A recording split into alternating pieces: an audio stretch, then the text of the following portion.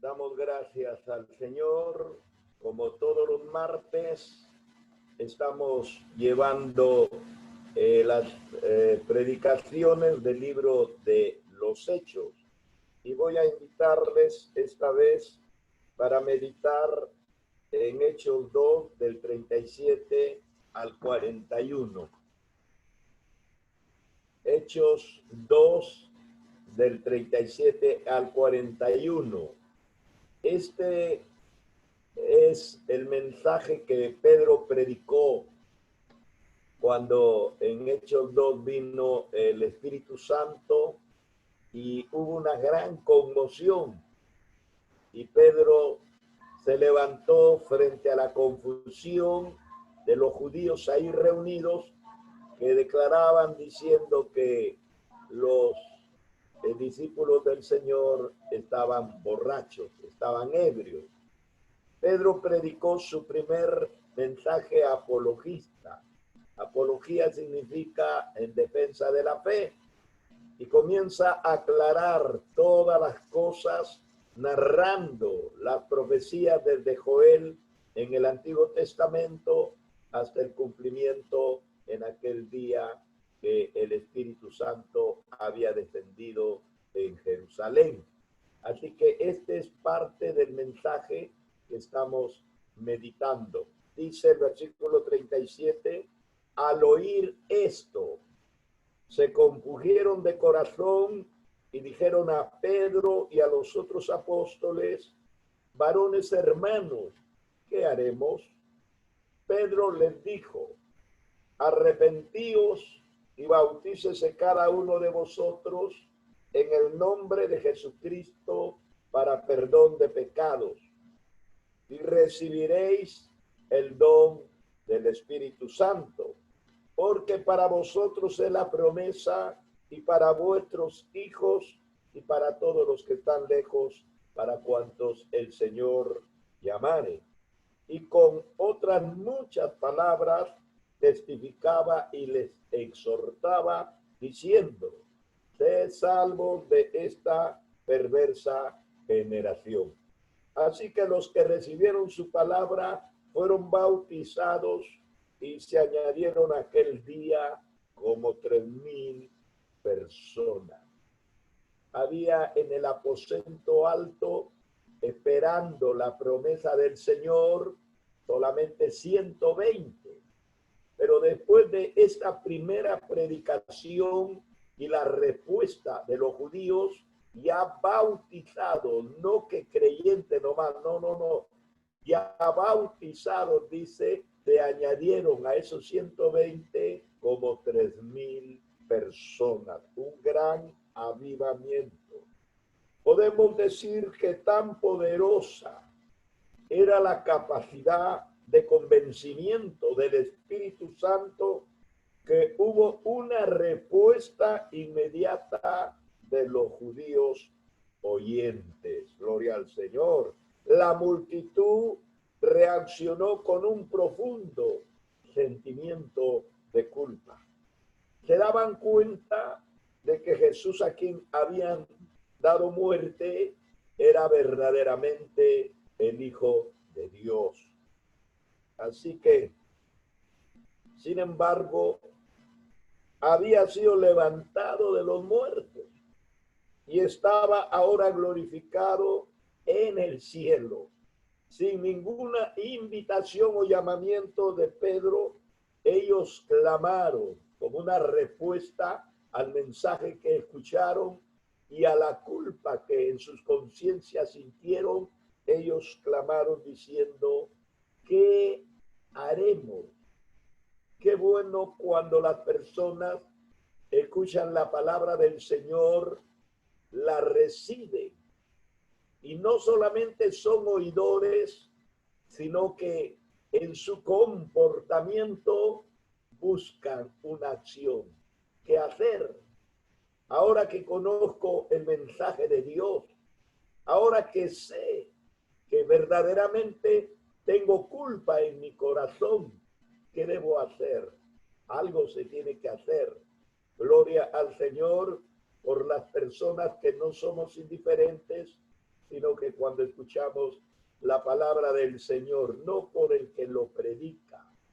Puede ser un gran o un sencillo predicador. En este caso fue Pedro, un hombre sin letras, un hombre del vulgo, no era un sacerdote, no era un rabino, no era un escriba, era un hombre que todos sabían que era pescador. Sin embargo, el poder de Dios, el convencimiento del poder de Dios es lo que hizo que la gente reaccionara. Entonces, el planteamiento de Pedro, como el planteamiento nuestro, no es hágase miembro de mi iglesia o asista a mi iglesia. No importa si vive o cree mucho, lo importante es que comience a asistir, que comience a oír nada más. No. Pedro y los apóstoles y nosotros debemos de tener planteamientos muy, pero muy puntuales. Así que el planteamiento de Pedro fue que debían arrepentirse y ser bautizados en el nombre de Jesucristo para perdón de pecados. Ellos ya habían sentido la culpa. El Espíritu Santo había redarguido sus conciencias. Ahora ellos claman qué hacer. Entonces Pedro les aclara la situación de una forma muy estructural. Primero tienen que arrepentirse, luego tienen que bautizarse y como consecuencia vendrá el Espíritu a ustedes, igual que el Espíritu ha venido a nosotros. Eso es lo que Pedro está diciendo. Una fórmula sencilla, pero que determinaba la cabal y el completo proceso en el que Dios puede transformar a las personas, sean judíos recalcitrantes en la religión, o sean griegos inclinados a la sabiduría, o sean gentiles, cualquiera, bárbaros, como quieran llamarle, gentiles sin Dios y sin esperanza. No importa el estrato, no importa la clase, no importa la capacidad intelectual de donde se viene. Cuando se escucha la palabra de Dios, si se hace lo que Dios demanda, los resultados van a ser los mismos. Así que, primero, arrepentirse. No voy a definir el arrepentimiento, que es un tema un poco diferente. Ellos debían arrepentirse reconociendo su pecado y poniéndose del lado del plan de Dios. Eso es lo que debemos hacer. La gente dice, bueno, que quieren que yo haga esto, que quieren que yo les obedezca. No se trata de que nosotros querramos que hagan esto o que querramos que se sujeten a una autoridad terrenal. No, la respuesta que estos judíos dieron no fue para los apóstoles, sino para el Dios a quien ellos habían ofendido. La nación de Israel había crucificado al Señor, al Cristo, al Mesías. Lo habían crucificado. La nación judía tenía la culpa. ¿Por qué? Porque cuando Jesús fue llevado al gobernador romano Pilato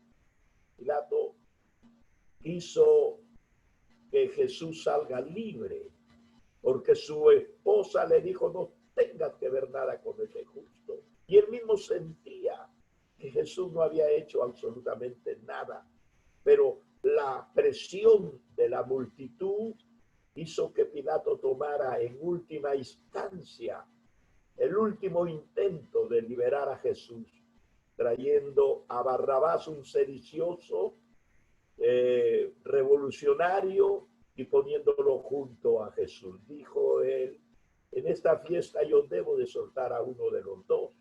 Ustedes van a elegir. ¿Quieren que elija a Barrabás? No, dijeron a Jesús. ¿Y qué debo hacer con Jesús? Y todos al unísono gritaron, crucifícalo. Pilato se quedó consternado de la terrible elección que ellos habían hecho. En realidad, cuando el hombre está en pecado, siempre hará una mala elección. Votará por lo malo, votará por la corrupción, votará por el odio, votará por la violencia. El hombre sin Dios nunca se inclinará a lo bueno, a menos que momentáneamente le convenga. Entonces ellos dijeron a Jesús, crucifícalo. Y Pilato se quedó consternado en un acto que no sé si en realidad sucedió, pero que simbólicamente se ha hecho histórico. Tomó un lebrío de agua, se lavó las manos diciendo, no soy culpable de la sangre de este inocente. Cuando ellos escucharon a Pilato hacer esto, ellos gritaron que la sangre de este caiga sobre nosotros. Fíjense, a eso todavía se atrevieron, que la sangre de él caiga sobre nosotros. En otras palabras, es nuestra responsabilidad. Tú ya hiciste justicia como un gobernador, la responsabilidad es nuestra. Queremos que él muera. Así que la culpa de la muerte del Mesías fue así aceptada por el pueblo de Israel. Ahora, algunos de los judíos habían llegado a darse cuenta de su error. Cuando Pedro predicó este mensaje apologista de defensa de la fe, entonces ellos sintieron la culpa. Y mediante el arrepentimiento reconocieron su pecado delante de Dios. Gloria al Señor. Y al confiar en el Señor Jesús como su Salvador, fueron ellos salvados porque recibieron el perdón eterno de sus pecados. Jesús había dicho, el que viene a mí no le echo fuera. Jesús jamás se negó a ayudar a alguien. Ahora viene una multitud culpable, pero reconociendo su pecado, aceptando que son verdaderamente pecadores y recibiendo por fe la palabra del Señor, el mensaje de Dios, ellos sienten que el Señor los ha recibido, han sido perdonados. Así que el primer planteamiento de Pedro fue arrepentirse. El segundo, bautizarse. Pedro les dijo que debían de bautizarse para perdón de pecados. A primera vista, este versículo parece enseñar que la salvación es por el bautismo.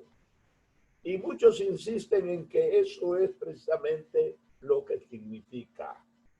De ninguna manera, de ninguna manera. El problema de la Iglesia Universal es que ha puesto el bautismo a la altura de la circuncisión judía. Cuando una persona no nacía en la nación judía, era un gentil, un extranjero, y aceptaba circuncidarse, entonces quedaba anexado al pueblo de Dios. Entonces la Iglesia Universal ha creado que a través del bautismo la persona que se bautiza es suficiente para ser un cristiano. Eso no plantea la Biblia. Por supuesto que no. Tal interpretación es imposible por las siguientes razones. En docenas de pasajes del Nuevo Testamento se afirma que la salvación es por la fe en el Señor Jesucristo. No porque se haya bautizado, no. En la salvación, la persona alcanza a ser cristiana porque ha creído, ha recibido por la fe en Cristo Jesús. Segundo, el ladrón de la cruz tuvo la certidumbre de la salvación y no fue bautizado, ni siquiera se arrodilló. Él simplemente confió en el Señor y exclamó diciendo: acuérdate de mí cuando vengas en tu reino. Pero sin aplicarle ningún sacramento de lo que nosotros podríamos llamarle sacramento, ¿no? Jesús no le hizo pasar por el ejercicio, la aceptación de sacramento alguno. Inmediatamente al clamor de la fe, Jesús le dijo: de cierto te digo que hoy estarás conmigo en el paraíso. Así que el ladrón no tuvo tiempo de ser bautizado, pero sí tuvo tiempo de ser salvado. Tercero, se nos dice que el Salvador no bautizó a nadie. Cosa extraña. Jesús no bautizaba. Y es algo extraño si el bautismo fuese esencialmente el medio único para ser salvo. Entonces Jesús tendría que haber hecho lo que hacía Juan el Bautista, bautizar y bautizar. Pero en Juan 4:2 dice: aunque Jesús no bautizaba, ¿quiénes bautizaban? Sus discípulos. Jesús salvaba. Jesús salvaba, perdonando los pecados de la gente que venía a él, confesándolo, no en la oreja del Señor como se pretende que el sacerdote pueda hacer ese trabajito, no, la oración a través de la confesión auricular, así se llama este proceso. Claro que no. Cuarto, el apóstol Pablo expresó su gratitud por haber bautizado a unos pocos corintios. Es una extraña causa de agradecimiento si el bautismo tuviera una virtud salvadora. Pablo llegó a decir: a mí Jesús no me ha enviado a bautizar, sino a predicar su palabra. 1 Corintios capítulo 1 del versículo 14 al 16. Yo he bautizado a algunas personitas, algunas familias, nada más, porque a mí Jesús no me ha mandado a bautizar, sino a predicar. Así que el bautismo lo saca del terreno judaico y lo situaba sobre terreno cristiano. Esto no era que el bautismo salve del pecado, sino que cuando el judío, como el griego, como el romano, como cualquier gentil, se convertía, se bautizaba, entonces inmediatamente lo sacaba del contexto judío y lo ponía en el contexto o en el lugar de los cristianos. Pero el bautismo no lo salvaba. Únicamente la fe en Cristo podía hacer tal cosa. El arrepentimiento trajo la remisión de pecados a esta multitud en Pentecostés. Y a causa de la remisión de los pecados, ahora sí, se les pidió que fuesen bautizados. En otras palabras, ellos no bautizaban a inconversos. No se puede bautizar a inconversos, sean bebés, niños, adolescentes o viejos. No se puede bautizar a inconversos. El bautismo es solo para los conversos, personas que han recibido a Cristo como su Salvador personal. Entonces, como consecuencia de tener un corazón arrepentido, ahora pueden recibir el bautismo como testimonio de transferencia, que han salido del mundo de las tinieblas y ahora se encuentran en el reino de la luz, el reino de Cristo. Y tercero, recibir el don del Espíritu Santo, la promesa. Usted se arrepiente, amén. Usted se bautizó, amén. Entonces Pedro les dijo, están preparados, avalados para ser llenos del Espíritu Santo. Pedro les aseguró que arrepintiéndose y bautizándose iban a recibir la promesa. El orden de los acontecimientos en relación con la recepción del Espíritu Santo es diferente en cada caso. No quiero discrepar con los arminianos, ni tampoco inclinarme a los calvinistas. No, yo me definí hace años como un cristiano y siempre he seguido la norma de la palabra. Aunque no lo haya creído fulano, sutano, yo no tengo la culpa. Yo solamente he tratado de seguir lo que las escrituras nos enseñan, pero no en un provincialismo teológico, sino en una integración total de su palabra. Porque cualquiera puede abrir la Biblia en esta esquina o en la otra. La Biblia tiene tantísimas aristas que usted puede agarrar cualquiera. Pero una arista no va a definir el pensamiento revelado de Dios, sino toda palabra de Dios es inspirada y es útil. Toda palabra, no una, no la que me gusta, la que me conviene, la que entiendo y la que no lo pongo a su lado, la que me apoya, me ayuda, me impulsa. No.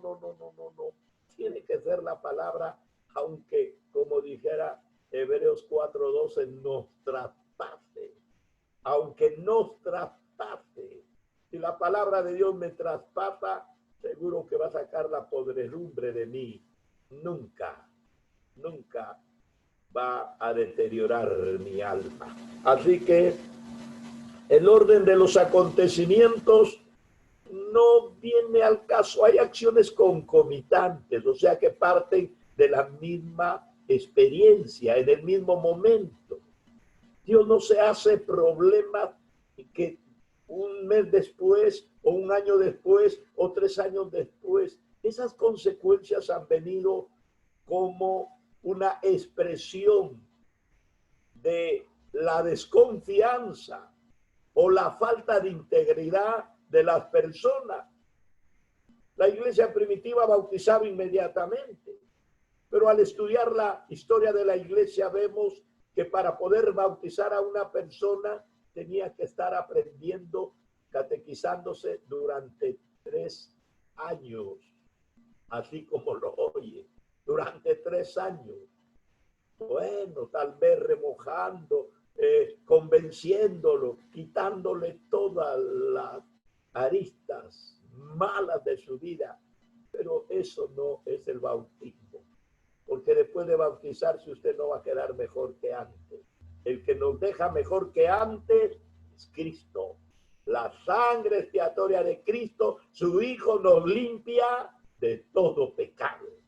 Eso es lo que le dijo Felipe al eunuco que había bautizado. A este malogradito los judíos no le habrían hecho ninguna circuncisión porque ya estaba malogradito. Entonces no tenía esperanza de pertenecer al judaísmo oficialmente. Era un creyente simpatizante, pero cuando escuchó el mensaje de Cristo, él dijo, ahí hay agua, ¿qué impide que yo sea bautizado? Y bueno, Felipe le dijo, si tú crees, bien puedes, porque para llegar allá no se necesita portarte nada, sino creer totalmente en la salvación de Cristo Jesús. Y si tú has creído en eso, eres una persona apta. Y lo bautizó. Gloria sea al Señor. En Hechos 2:38, el versículo que estamos meditando, Pedro a los judíos en el día de Pentecostés, primero le dice, arrepiéntanse, amén. Luego le dicen, bautícese con agua, amén.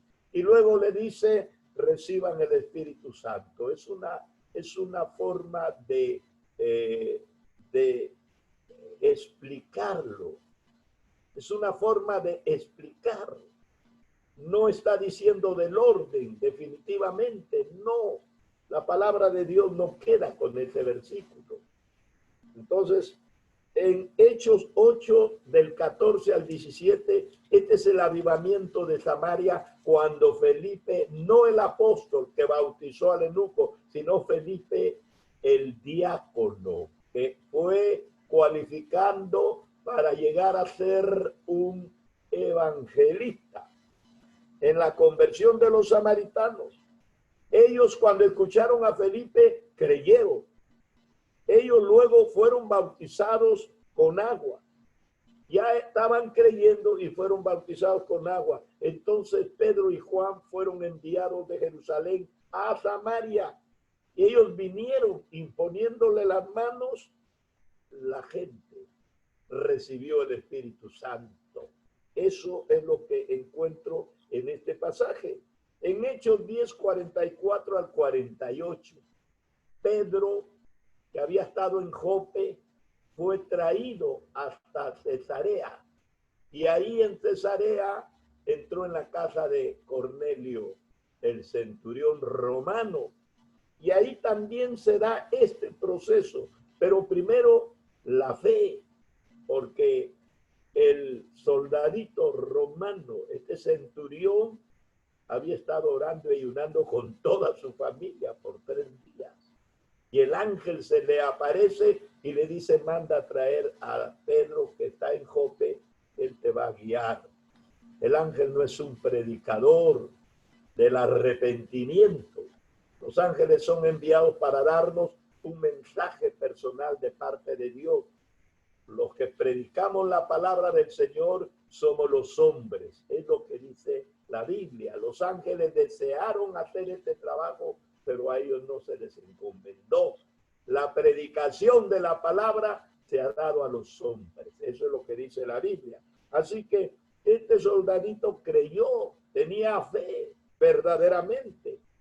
Y sin ser bautizado, solamente con la fe, fueron llenos del Espíritu Santo. Y cuando los hermanos de la circuncisión, Pedro y los que le habían acompañado, vieron que el Espíritu Santo había descendido sobre toda la gente que estaba en la casa de Cornelio, entonces ellos dijeron, ¿qué impide para que estos que ya recibieron el Espíritu Santo luego sean bautizados? O sea que aquí el orden como se trastroca. ¿Cuál es el problema para los arminianos o cuál es el problema para los calvinistas? Ya les trastocó el Señor su forma tan particular de enunciar la palabra. No digo que estén mal ellos, no digo que estoy mal. No estoy diciendo eso, no me malentienda. Oh, Pastor Salazar está diciendo que ellos están mal. No he dicho eso. Estoy predicando sobre el orden de este versículo 2:38, y en todos los pasajes no es del mismo orden. Dios es soberano. Él está haciendo la obra sin que nadie le aconseje. Él es el Señor. En Hechos 19, Pablo llega a Éfeso, y encuentra un grupo de 12 personas que se decían llamar cristianos, pero de cristianos no tenían ni la fe chiquita. Entonces, Pablo dice, ustedes han recibido el Espíritu Santo cuando creyeron. Nos dijeron, nosotros no sabemos siquiera que hay el Espíritu Santo. ¿Y en qué fueron bautizados? En el bautismo de Juan. ¿Sí? Entonces Pablo les predicó el mensaje de salvación de Cristo Jesús. Ellos lo aceptaron, creyeron. Luego fueron bautizados en agua, y cuando ellos fueron bautizados en agua, se les impuso las manos y recibieron el Espíritu Santo de Dios. Se da cuenta el orden diferente. El orden diferente. Entonces, nosotros no tenemos problema que este es 1, 2 o 3. Primera, segundo, tercero, obra y gracia, no. Podemos llamarle. pero no significa que ese es el orden. Este es un dogma y que esto no va jamás a quebrarse. No, no, no, no. Dios es soberano y hay mucha gente que ha recibido el don del Espíritu Santo sin ser bautizado. Gloria al Señor. Lo vemos en la Biblia y yo en estos años de cristianismo lo he podido ver en muchos lugares. Gente que ni siquiera es bautizada y ha recibido la llenura del Espíritu Santo y como consecuencia de ese gran impacto en sus vidas, ellos se han sometido al bautismo de agua. Es otra cosa. El alcance de la promesa. Pedro le recuerda luego que la promesa del Espíritu Santo es para ellos, para los judíos y para sus hijos, para el pueblo también y para los que están lejos, los gentiles que más tarde alcanzaron por cuanto el Señor nuestro Dios, a cuantos el Señor nuestro Dios llame. La promesa es para todos. Ahora ya no va a ser como en el Antiguo Testamento, que la llenura del Espíritu Santo solo lo recibía el rey, el sacerdote y el profeta, nada más. Así como lo oye, en el Antiguo Testamento el Espíritu Santo venía en la unción de rey, en la unción de sacerdote y en la unción de profeta. El pueblo solo miraba. Pero la promesa de Joel 2:28 es que el Espíritu Santo iba a venir para toda carne. Cuando la persona habla toda carne, cuando la Biblia habla toda carne, está diciendo toda persona, toda persona. Así que este versículo ha sido con frecuencia empleado erróneamente para enseñar que los hijos de los creyentes tienen por ello la certidumbre de que los privilegios del pacto ya son suyos o que ya son salvos. Esto no es así. Alguien dijo: Dios no tiene nietos, Dios solo tiene hijos. Dios no tiene nietos. O sea, yo soy un hijo de Dios y mi hijo, como yo soy salvo siendo hijo de Dios, mi hijo ya nació salvo. No, no. Dios no tiene nietos. Toda persona, desde el abuelito hasta el tataranieto, tiene que convertirse y hacerse hijos, no nietos de Dios. Lo importante al observar que la promesa no es solo para vosotros y para vuestros hijos, sino también para los que están lejos, para cuantos el Señor nuestro Dios llame. Entonces es inclusivo. Podemos decir como el que quiera o el que crea. Si usted cree, está apto. Si usted quiere y busca, lo recibe. Esto es la invitación del Evangelio. Por eso el Señor, estando en una de las fiestas de los tabernáculos, en el último día, Él dice: si alguno tiene sed, venga a mí y beba. Y está hablando del Espíritu Santo. No es del que yo quiero para darle como pastor, el que yo quiero para darle como evangelista, no. El que quiera, aunque el pastor no quiera, aunque el evangelista no quiera, el que quiera. Es algo totalmente inclusivo de parte de Dios. Bien, como consecuencia, la palabra de Dios dice que aquel día se añadieron a la compañía de los creyentes como 3,000. Qué tremenda cantidad de gente convertida y bautizada. 3,000. La palabra de Dios tiene formas de expresar, pero esas son las formas retóricas, adornos de la expresión lingüística del tiempo. Por ejemplo, Pablo dice: a mí me dieron 40 azotes menos uno. ¿Por qué no dice 39? Es su forma de expresar. Me dieron 40 azotes menos uno. Ahora dice, como 3,000. Ahí hay 3,000 personas, no como, sino 3,000 personas. Gloria al Señor. Pedro tal vez en ese momento reconoció lo que el Señor había dicho. En Juan 14:12, mire lo que el Señor había dicho, ahora toma forma. Cuando Pedro con los discípulos están bautizando y recibiendo a esa cantidad de personas ahí en ese día que Pedro predicó su mensaje apologista y estremeció la conciencia, no Pedro, sino el Espíritu Santo, hasta llevarlos al arrepentimiento y desear bautizarse. En ese momento Pedro no está recordando qué hábil que me he vuelto, qué gran predicador que soy. A esto se llama ministerio. Yo cuando convierto por miles. Yo no trabajo en cosas pequeñas. A mí me han dicho, yo soy un evangelista de masas, de estadio. Sí, le digo, puede ser, pero no olvides que tu maestro, no me dice mi maestro también. No, hijo, tu maestro es el Señor Jesús. En Sicar convirtió a un hito. En Jerusalén convirtió a un hito. Donde estaba convirtiendo a un hito, a dos hitos, una familia, una casa. El hombre grande puede estar en lo pequeño. El hombre pequeño no puede estar en lo grande. Jesús, el más grande profeta, predicador y maestro, pudo predicar solamente a una persona. Pero los apóstoles recordaron Juan 14:12. ¿Qué había dicho Jesús en Juan 14:12?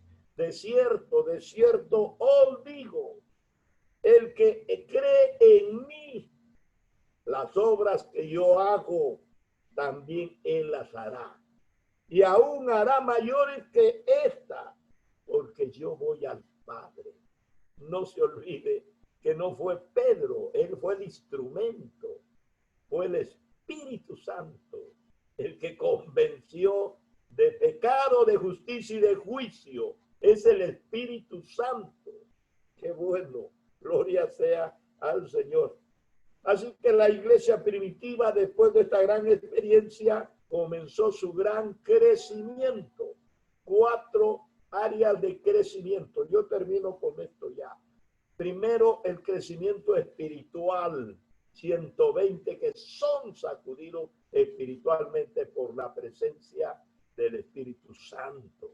Luego, el crecimiento numérico al predicar la palabra, al predicar el mensaje cristocéntrico, el señorío, la soberanía de Jesús. Entonces ellos se convirtieron y creció la iglesia de una forma exponencial. De una forma exponencial creció numéricamente. Y esta misma iglesia comenzó a crecer geográficamente.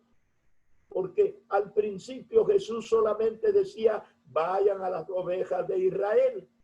Pero después dijo, desde Jerusalén, Judea, Samaria y hasta lo último de la tierra. Eso se llama crecimiento geográfico. Y mire que creció tanto que nos alcanzó hasta el Perú. Y el cuarto crecimiento de la iglesia, el crecimiento corporativo. La iglesia iba creciendo como cuerpo. Aparecen los predicadores, los pastores, los diáconos, aparecen los líderes, no los apóstoles. Los apóstoles eran 12, pero aparece toda clase de predicadores con ministerios diversos. Dios nos bendiga, gloria al Señor. ¿Qué debemos hacer? Bueno, usted tiene que arrepentirse. ¿Qué debo hacer? Usted ya está arrepentido, pero no se ha bautizado. Hay gente que ya le va a crecer frijoles en las orejas tantos años en la iglesia y no son bautizados. ¿Qué les parece? ¿Usted bautizado? No, todavía. Me decía una viejita, me han dicho que cuando me bautice me van a venir los problemas y no quiero, pastorcito, por eso no me bautizo. No, hermano.